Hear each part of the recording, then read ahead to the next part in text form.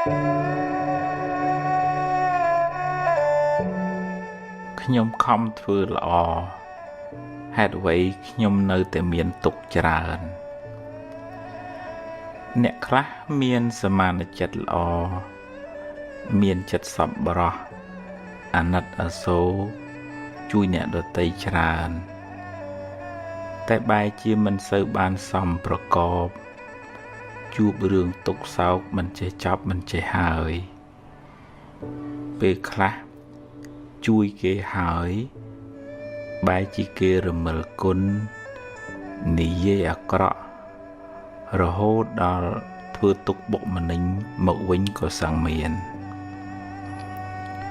អំពើល្អដែលអ្នកបានសាងហើយ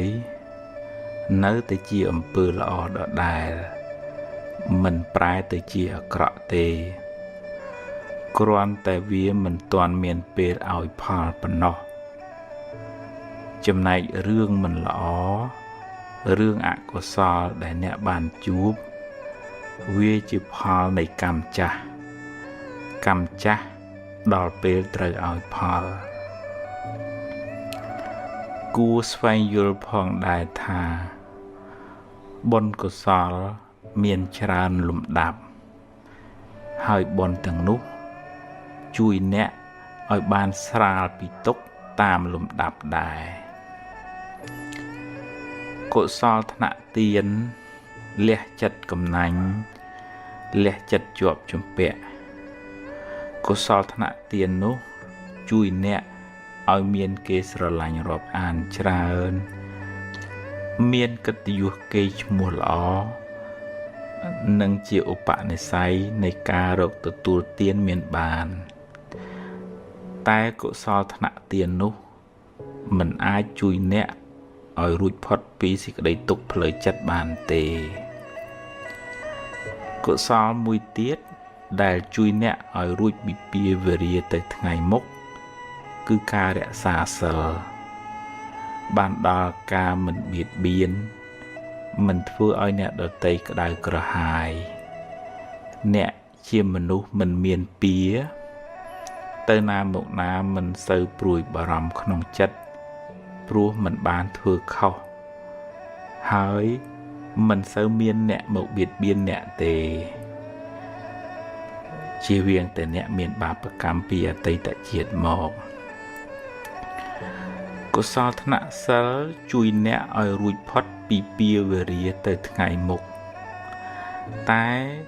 វានៅតែមិនអាចជួយអ្នកឲ្យរួចផុតពីសេចក្តីទុក្ខផ្លូវចិត្តបានទាំងស្រុងឡើយកុសលថ្នាក់ខ្ពស់ដែលអាចជួយអ្នកបានច្រើនក្នុងការសម្រាលសេចក្តីទុក្ខពីផ្លូវចិត្តគឺកុសលថ្នាក់ភាវនាដែលមានន័យថាការចម្រើនសមាធិការចម្រើនបញ្ញាដែលជួយអ្នកឲ្យមានចិត្តនឹងធឹងមិនសូវញាប់ញ័រនឹងរឿងរ៉ាវទាំងឡាយសមាធិសំដៅលើការវឹកហាត់ចិត្តឲ្យស្ថិតនៅក្នុងអារម្មណ៍តែមួយដែលនាំឲ្យចិត្តបានស្ងប់រងាប់បានត្រជាក់មិនសូវរវើរវាយមិនសូវច្របូកច្របល់ជួយអ្នកឲ្យបានសេចក្តីសុខតាមផ្លូវចិត្តច្រើនចំណែកឯការចម្រើនបញ្ញាសំដៅលើការស្វែងយល់អំពីដំណើរកើតរលត់នៃសង្ខាររៀនលះបង់ការប្រកាន់ចំពោះរឿងរ៉ាវការទាស់ចិត្តនិងការជាប់ចិត្តចំពោះបញ្ហាទាំងឡាយពេលអ្នកបានលះបង់នៅសេចក្តីប្រកាន់នោះពីក្នុងចិត្តរឿងរ៉ាវទាំងឡាយកើតឡើងក៏កំណត់ដឹងថាជាដំណើរនៃធម្មជាតិពេលមានហេតុក៏កើតឡើងពេលអស់ហេតុក៏រលត់ទៅឧបមាដូចជាភ្លើងចង្កៀងពេលនៅប្រេងក៏នៅសល់ភ្លើងពេលអស់ប្រេងអស់បញ្ឆេះភ្លើងក៏រលត់ទៅអ្នកកំណត់ដឹងនៅដំណើរនៃសង្ខារយ៉ាងនេះកាត់បន្ថយនូវសេចក្តីប្រកាន់សេចក្តីទុក្ខ ក៏ធូរស្បើយពីចិត្តអ្នក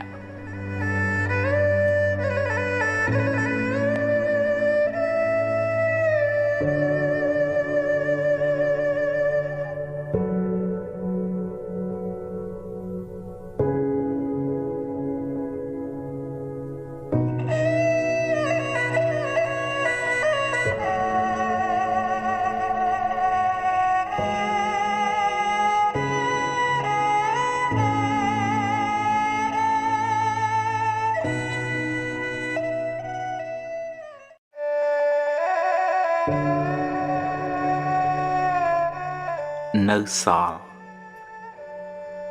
បើអ្នកបាត់បង់អ្វីគ្រប់យ៉ាង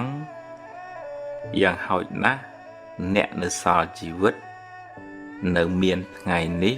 និងថ្ងៃស្អែកសម្រាប់រស់បន្តថ្ងៃបានលិចបាត់ទៅហើយអតីតកាលបានកន្លងហួសទៅហើយអនុញ្ញាតឲ្យវាទៅចុះព្រោះបើអ្នកមិនព្រម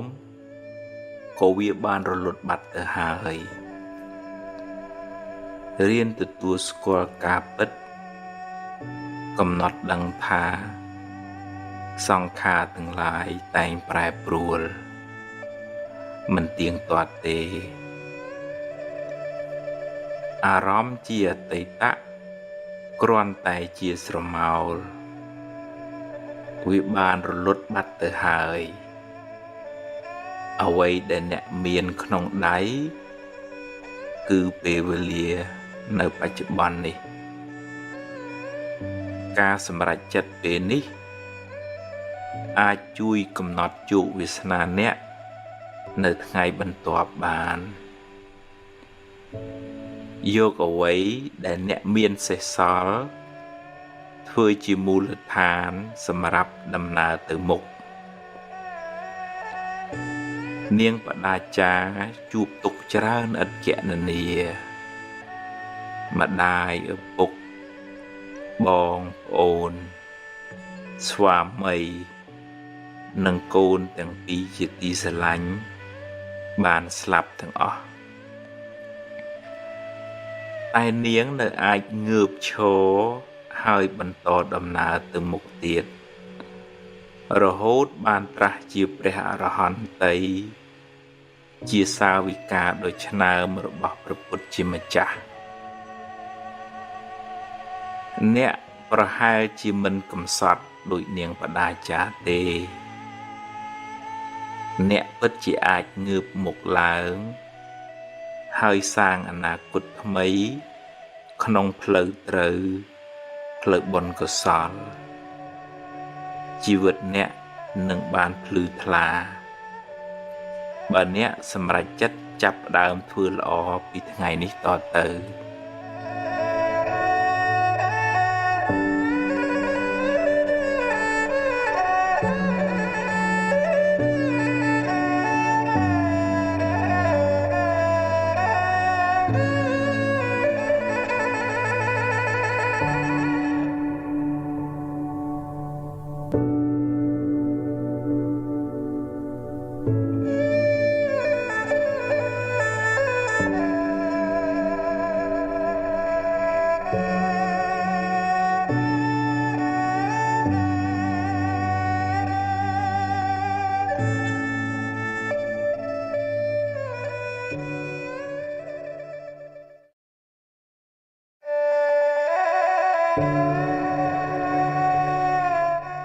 ថ្ងៃលៀបថ្ងៃជ័យថ្ងៃល្អគឺជាថ្ងៃដែលអ្នករីករាយចិត្តថ្ងៃដែលអ្នកបានសាងល្អដោយកាយដោយវាចាដោយចិត្តព្រឹកឡើងលើកដៃសំពះរំលឹកគុណព្រះរតនត្រ័យនឹកគុណមេត្តាបិតាចម្រើនសមាធិផ្សាយមេត្តាដល់សពសត្វទម្លាប់ពួលវិចារល្អគិតរឿងល្អថ្ងៃនោះคล้ายជាថ្ងៃមានសេរីសួស្តីថ្ងៃមានលៀបថ្ងៃមានជ័យថ្ងៃរះថ្ងៃលិច ជាដំណើរនៃធម្មជាតិមិនល្អមិនអាក្រក់ទេចំណែករាសីអ្នកឡើងចុះអាស្រ័យលើកម្មគឺអំពើដែលអ្នកបានសាងបើអ្នកបានសន្សំបុណ្យល្អច្រើនពីមុនមកហើយបុណ្យនោះដល់ពេលឲ្យផលអ្នកក៏ជួបរឿងល្អរឿងរីករាយរកស៊ីបានចម្រុងចម្រើនទៅតែ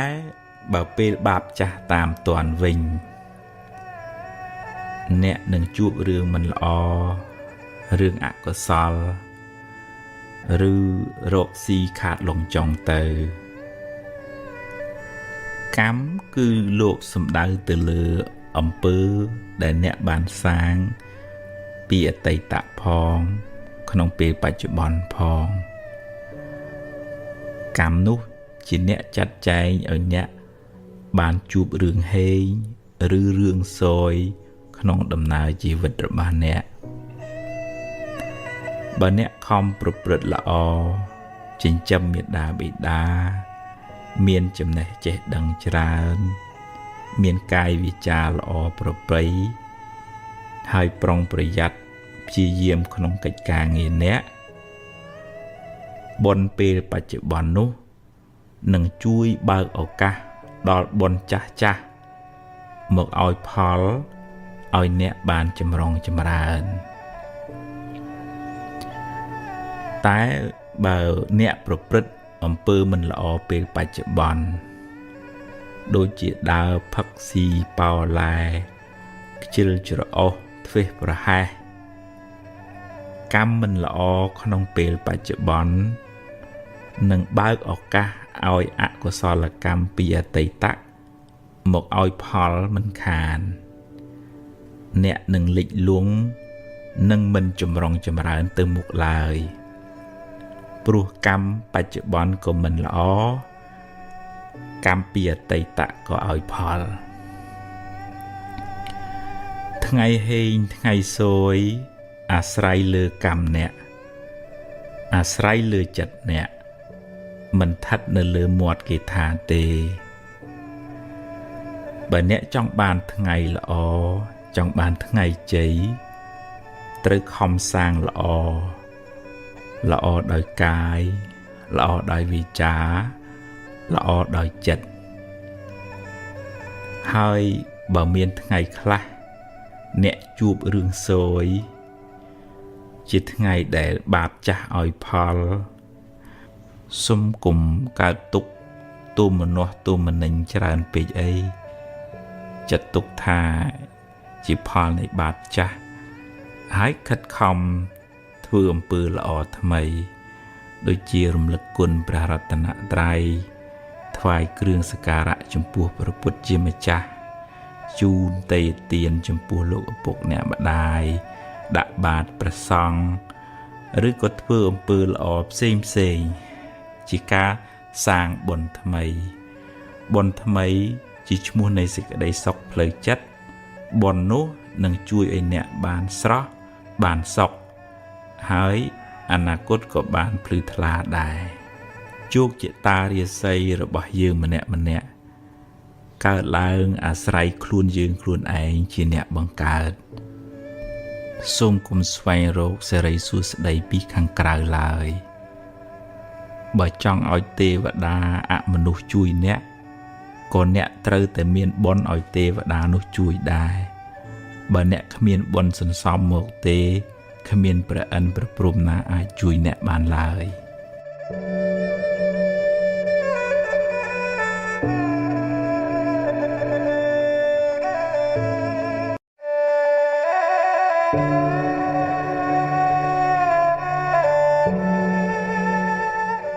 រៀនសម្រេចចិត្ត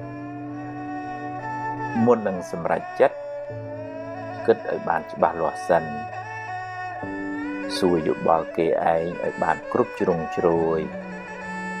ហើយចុងក្រោយអ្នកត្រូវសម្រេចចិត្តដោយខ្លួនឯងហើយបើសម្រេចយ៉ាងណាហើយ ធ្វើតាមនឹងទៅកុំសាវ៉ាដូរចុះដូរឡើងពេកអីព្រោះវាធ្វើឲ្យរំខានចិត្តខ្លាំងមិនសូវបានសុខទេហើយបើឧបមាថាការសម្រេចចិត្តនោះខុស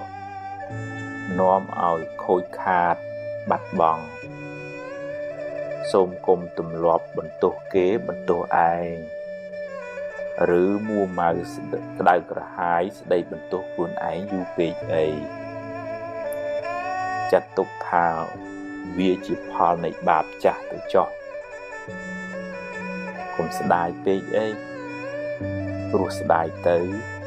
បានត្រឹមតែខូចចិត្តយកវាជាមេរៀនគិតសារជាថ្មីឡើងវិញធ្វើឲ្យបានប្រសើរជាងមុន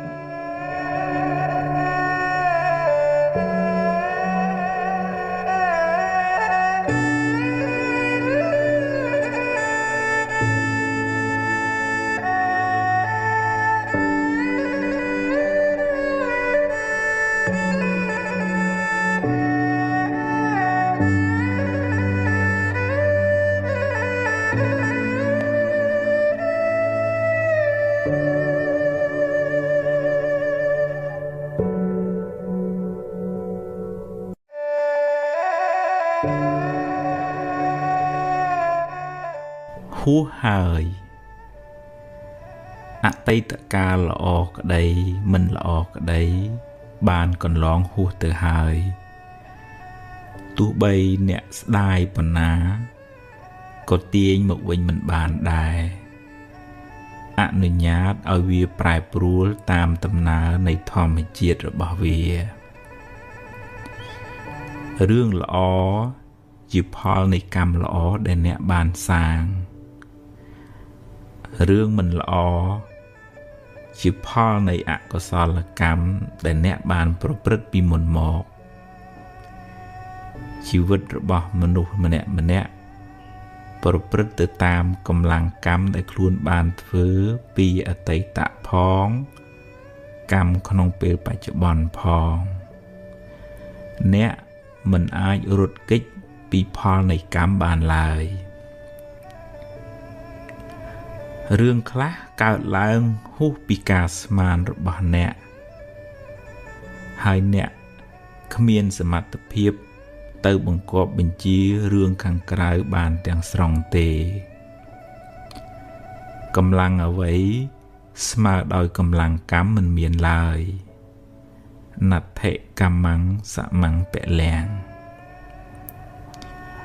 បើមានហេតុគ្រប់គ្រាន់រឿងនឹងកើតឡើងអ្វីមិនមែនជារឿងចៃដន្យទេ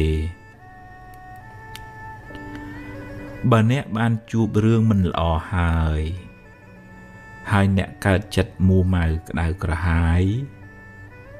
អ្នកបានបង្កើនទុក្ខនោះឲ្យមានទម្ងន់ទ្វេដងរឿងក៏អាក្រក់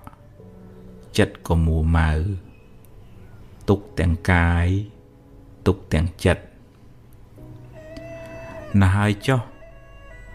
រឿងបានកន្លងផុតទៅហើយចាត់ទុកជាមេរៀនជាបទពិសោធន៍សម្រាប់ការសម្រេចចិត្តលើកក្រោយចាប់ផ្ដើមសារជាថ្មីគិតរឿងថ្មីនិយាយរឿងថ្មីធ្វើកិច្ចការងារថ្មីលទ្ធផលក៏បានថ្មីដែរអតីតកាលមិនមែនជាផ្ទះសម្រាប់អ្នកនៅទេវាគ្រាន់តែជាស្រមោលទេតើតែបើរឿងអតីតកាលនោះជារឿងល្អជារឿងបុណ្យកុសលអ្នកអាចចងចាំនិងរំលឹករំលើកដល់អំពើល្អនោះរឿយដើម្បីឲ្យចិត្តបានរីករាយម្ដងទៀតបានបុណ្យម្ដងទៀត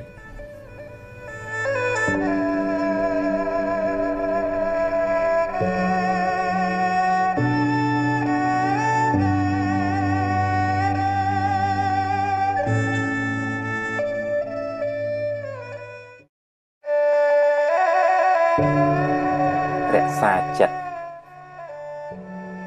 អ្នកហោះហើរទៅណាអ្នកត្រូវតាមដានចិត្តអ្នកជាប្រចាំបើចិត្តខឹងក៏ដឹងថាចិត្តកំពុងខឹងហើយមិនថយលបឿនកំហឹងបន្តិចមកបើចិត្តចំណែន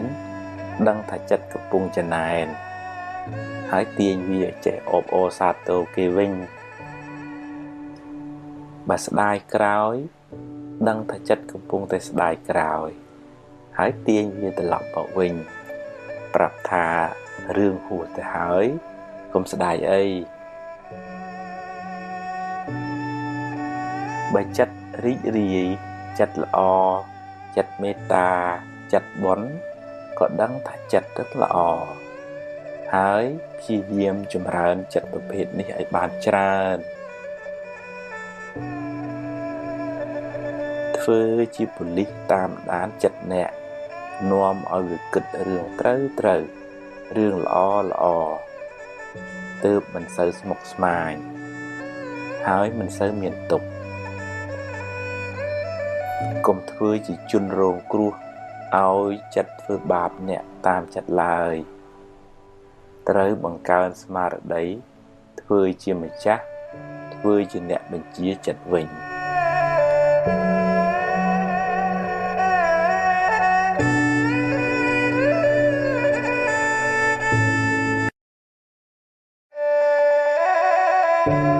ហ៊ានទទួលយកការពិតជីវិតអ្នកណាក៏មានបញ្ហាដែរពេលខ្លះជួបរឿងល្អពេលខ្លះជួបរឿងមិនល្អជារឿងធម្មតានៃជីវិតគ្មានអ្នកណាអាចជៀសរួចទេ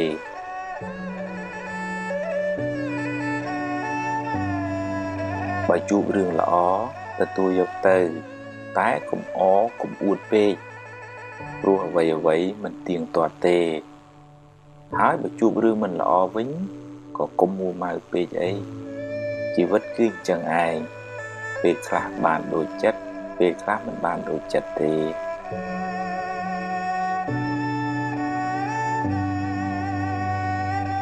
ត្រូវហ៊ានប្រឈមមុខដោះស្រាយចំពោះបញ្ហាទាំងឡាយកុំភ័យកុំតក់ស្លុតពេកអីភ័យទៅធ្វើឲ្យរឿងកាន់តែស្មុគស្មាញឡើងបើរឿងអាចដោះស្រាយបានកុំបារម្ភពេកអីដោះស្រាយទៅតែបើប្រឹងហើយនៅតែដោះមិនបានក៏គ្មានអីត្រូវខើទុកពេកដែរព្រោះបើមួម៉ៅទៅដោះអីមិនចេញដដែល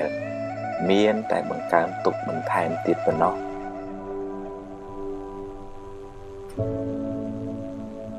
រៀនទទួលយកការពិតរៀនព្រមតាមសមត្ថភាពដែលអ្នកមានទើបមិនសូវកើតទុក្ខ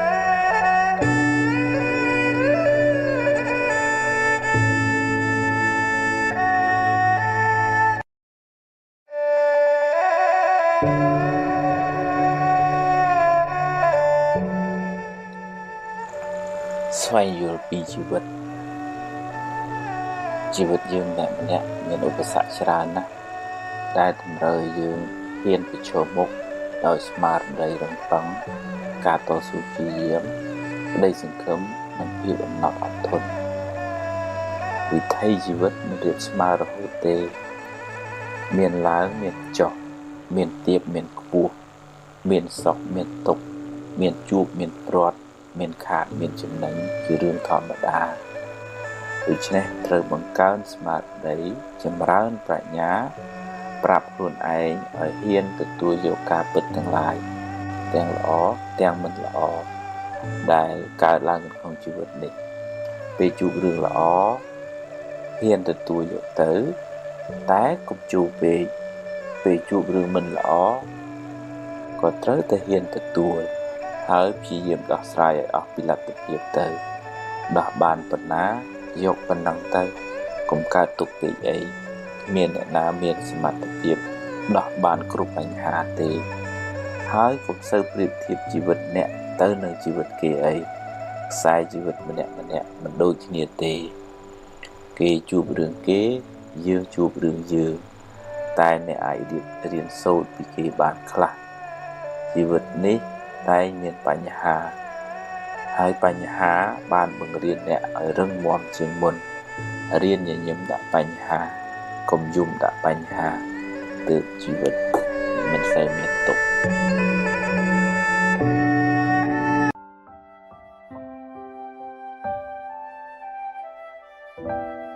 បើប្រាថ្នាសេចក្តីសុខដល់ខ្លួនឯងសូមកុំផ្ដល់សេចក្តីក្តៅក្រហាយដល់អ្នកដទៃព្រោះកម្មនឹងរត់មករកម្ចាស់វិញមិនខានមានជួបមានព្រាត់មានសុខមានទុក្ខជារឿងធម្មតារៀនទទួលយកទាំងពីរទៅដល់ណាក៏ជួបដែរ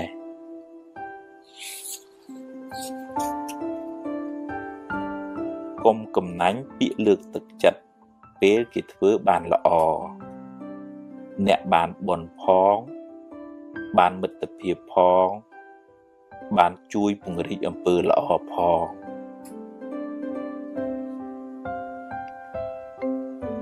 ខឹងហើយគុំគួនចងពៀគ្នានាំឲ្យកើតទុក្ខក្តៅក្រហាយវែងឆ្ងាយកំណើតវិលវល់កើតមកជាសត្រូវនឹងគ្នាបើខឹងឲ្យឆាប់បាត់កុំចងពៀគ្នា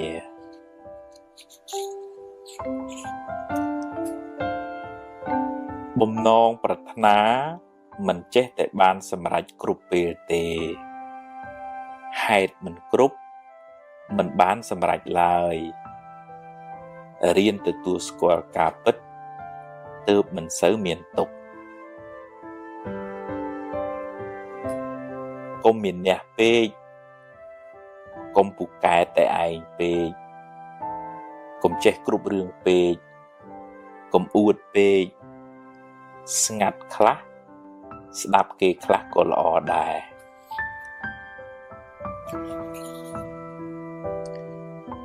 និយាយច្រើនតែអត់ប្រយោជន៍យូរទៅអស់តម្លៃខ្លួនឯងពាក្យពិតពាក្យមានប្រយោជន៍មើលកាលសិនសឹមនិយាយ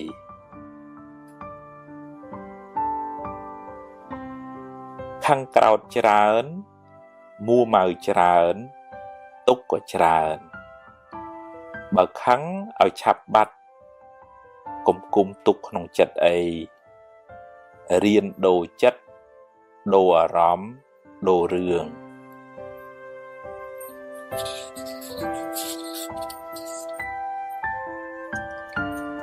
សាងល្អឲ្យហើយ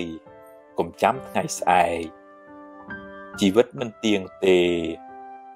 ខំសាងបុណ្យបានជាទ្រព្យជាប់តាមខ្លួនទម្លាប់និយាយដោយចិត្តមេត្តាដោយពាក្យពីរោះពិសាហើយមើលពេលផងអ្នកបានបុណ្យផងបានមិត្តភាពផង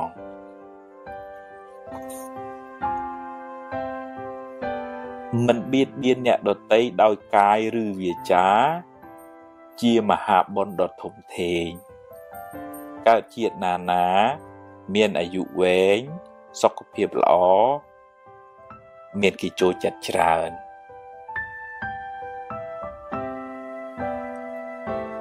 អត់ធន់ចំពោះការលំបាកអត់ធ្មត់ចំពោះពាក្យសម្ដីអ្នកដទៃអត់ឱនចំពោះទោសកំហុសទាំងឡាយ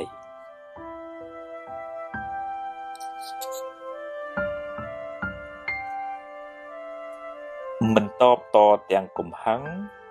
ជាជ័យជំនះដ៏ធំធេងគឺឈ្នះសេចក្តីក្រោធក្នុងចិត្តអ្នកបានត្រជាក់ចិត្តហើយមិនមានពៀវេរា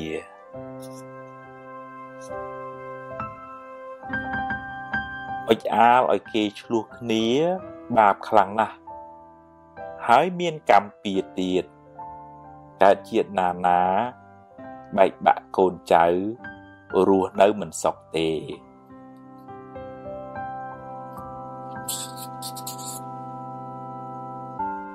ពេលនិយាយស្ដីឲ្យចេះគិតក្រែងចិត្តគេខ្លះផងវាចាមិនល្អ នាំឲ្យមានបាបកម្មពីវេរាកើតជាតិណាសម្បូរសត្រូវ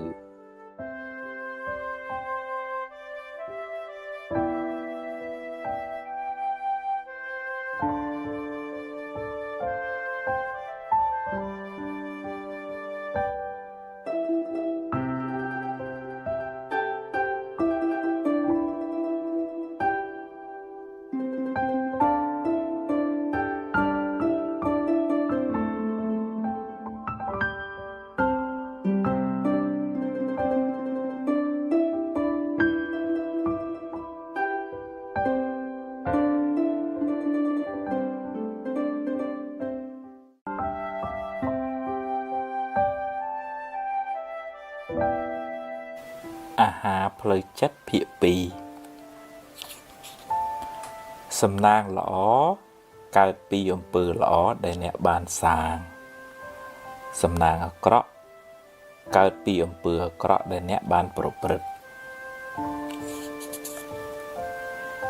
កំហឹងជាកែវពង្រីកធ្វើឲ្យរឿងតូចคล้ายជារឿងធំពេលកំហឹងរសាយបាត់ទៅបញ្ហាងាយដោះស្រាយកុំតក់ក្រហល់ហួសហេតុពេករឿងកើតឡើងតាមហេតុរបស់វាមិនមែនតាមចិត្តអ្នកបង្ខំទេ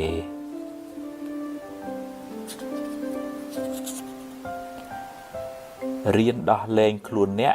ពីគុកអតីតកាលចាត់ទុកថាជាផលបាបចាស់ទៅចុះយកវាជាមេរៀនរួចដើរទៅមុខទៀតកុំងាកក្រោយញឹកពេកការស្ដីបន្ទោសខ្លួនឯងញយជាការបើកផ្លូវឲ្យរឿងពីអតីតមកដុតចិត្តអ្នកឲ្យក្តៅម្ដងហើយម្ដងទៀត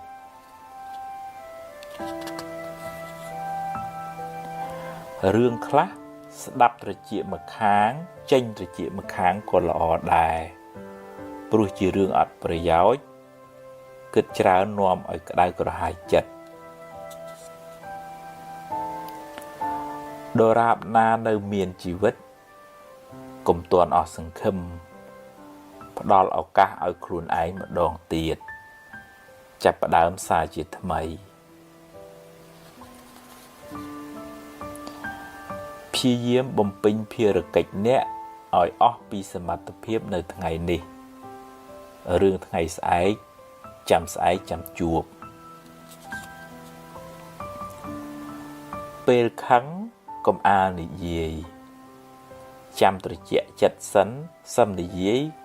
ក៏មិនទាន់ហួសពេលដែរសាងល្អពីក្មេងវ័យនាំលាភជ័យក្នុងជីវិតអំពើល្អ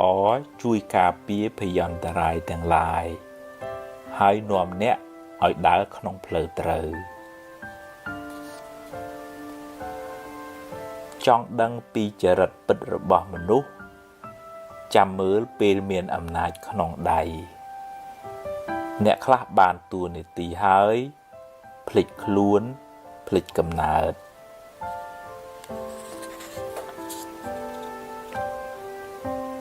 បើខឹងឲ្យឆាប់បាត់កុំគុំទុកក្នុងចិត្តយូរពេករៀនដូរចិត្តដូរអារម្មណ៍រៀនភ្លេចខ្លះទើបមិនសូវមួម៉ៅចិត្តយឺតចុះតែកុំបោះបង់រក្សាជំហរបន្តដំណើរបន្តិចម្ដងគួងដល់គោលដៅដែលអ្នកពងប្រាថ្នា